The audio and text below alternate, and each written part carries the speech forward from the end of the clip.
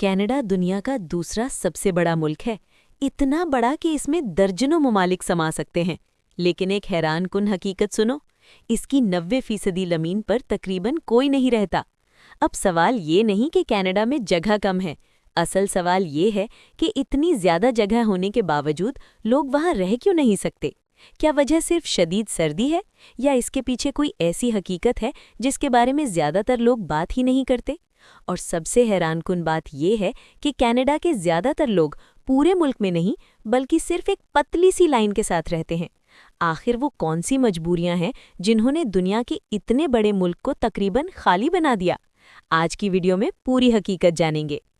Canada दुनिया का दूसरा सबसे बड़ा मुल्क, लेकिन हैरानकुन बात यह है कि इसकी ज़मीन का 90% हिस्सा या तो बिल्कुल खाली है या बहुत कम लोगों पर मुश्तमिल है। इसकी सबसे पहली और बड़ी वजह कनाडा का एक्सट्रीम क्लाइमेट है। कनाडा का नॉर्दर्न हिस्सा आर्कटिक सर्कल के करीब है, जहां सर्दी इतनी ज़्यादा होती है कि साल के कई महीने दर्जा हरारत 0 से काफ़ी नीचे रहता है।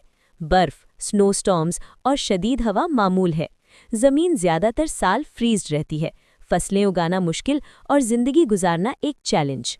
दूसरी तरफ घने जंगलात, बुलंद पहाड़, हज़ारों झीलें और टंड्रा इलाके हैं, जहां शहर बनाना और सहूलियात पहुंचाना महंगा और मुश्किल है। इसीलिए लोग ज़्यादातर जनूब की जानिब अमेरिका की सरहद के करीब रहते हैं। और कुछ ज़मीनें महफूज हैं, नेशनल पार्क्स और वाइल्ड लाइफ रिजर्व, ताकि नेचर महफूज रहे। यानी कनाडा बड़ा ज़रूर है, लेकिन लोग सिर्फ उन जगहों पर आबाद हैं जो रहने के काबिल, महफूज और आसान हैं।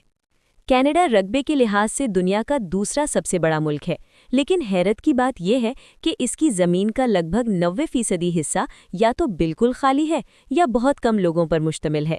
इसकी सबसे पहली और बड़ी वजह कनाडा का एक्सट्रीम क्लाइमेट है। कनाडा का नॉर्दर्न हिस्सा आर्कटिक सर्कल के करीब है, जहां सर्दी इतनी ज़्यादा होती है कि साल के कई महीने दर्जा हरारत 0 से काफ़ी नीचे रहता है। बर्फ़, स्नो स्टॉर्म्स और शदीद हवा मामूल है। ऐसी जगहों पर ना सिर्फ रहना मुश्किल होता है, बल्कि रोज़मर्रा ज़िंदगी को चलाना भी एक चैलेंज बन जाता है। इस सर्दी की वजह से फार्मिंग और फूड प्रोडक्शन भी बहुत महदूद हो जाती है। ज़मीन ज़्यादातर साल फ्रीज्ड रहती है, जहां फसलें उगाना तकरीबन नामुमकिन होता है। जब न खुराक हो न नौकरियां हो, तो लोग कुदरती तौर पर वहां आबाद होना अवॉइड करते हैं। इसीलिए कनाडा का बहुत बड़ा हिस्सा सिर्फ फॉरेस्ट्स, बर्फ़ और खुले मैदानों पर मुश्तमिल रह जाता है। दूसरी बड़ी वजह कनाडा की जियोग्राफी है। कनाडा में दुनिया के सबसे घने फॉरेस्ट्स, हज़ारों झीलें, बुलंद पहाड़ और टंड्रा रीजन्स मौजूद हैं। ये जगहें देखने में बहुत खूबसूरत होती हैं, लेकिन शहर बनाना, सड़कें बिछाना, अस्पताल और स्कूल्स बनाना यहाँ बहुत महंगा और मुश्किल होता है। हुकूमत के लिए भी ये अमली नहीं होता कि हर दूर दराज इलाके तक सहूलियात पहुँचाई जाएं, जहाँ रहने वाले लोग बहुत कम हों। इसीलिए कनाडा की पॉपुलेशन का ज़्यादातर हिस्सा सदर्न साइड पर मरकूज़ होता है, ख़ास तौर पर अमेरिका की सरहद के पास। यहाँ मौसम थोड़ा मतदिल होता है, नौकरियाँ ज़्यादा होती हैं और ट्रेड आसान होती है। टोरंटो, वैंकूवर, मॉन्ट्रियल जैसे शहर इसी वजह से तेज़ रफ्तारी से तरक्की पाते हैं, जबकि शुमाल और वस्ती कनाडा का ज़्यादा हिस्सा तकरीबन गैर आबाद रह गया। एक और अहम वजह इकॉनमी और लाइफस्टाइल चॉइसेस हैं। जदीद दुनिया में लोग उन जगहों पर रहना पसंद करते हैं जहां ट्रांसपोर्ट, इंटरनेट, हेल्थ केयर और एजुकेशन आसानी से दस्तयाब हों।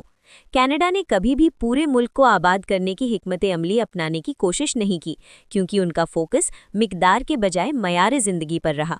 वो बेहतर समझते हैं कि लोग महदूद इलाकों में अच्छी सहूलियात के साथ रहें, बजाय इसके कि पूरे मुल्क में फैल कर मुश्किल ज़िंदगी गुजारें। इसके अलावा कनाडा के बहुत से खाली इलाके प्रोटेक्टेड लैंड है। National parks, wild life reserve और नेचुरल हैबिटेट्स को जानबूझकर डेवलप नहीं किया गया, ताकि नेचर और वाइल्ड लाइफ महफूज रहे। इसी वजह से भी बहुत सी ज़मीन पर इंसानी आबादी नहीं है। तो जब हम कहते हैं कि कनाडा 90% खाली है, इसका मतलब ये नहीं कि वहाँ जगह कम है, बल्कि इसका मतलब ये है कि रहने के लायक जगह महदूद है। कनाडा बहुत बड़ा मुल्क है, लेकिन लोग सिर्फ उन जगहों पर रहते हैं जहां रहना आसान, महफूज और इक्तिसादी तौर पर माकूल हो। इसीलिए दुनिया का इतना बड़ा मुल्क होने के बावजूद कनाडा आज भी ज़्यादातर लोगों को सिर्फ अपने छोटे से हिस्से में ही बसाए हुए हैं।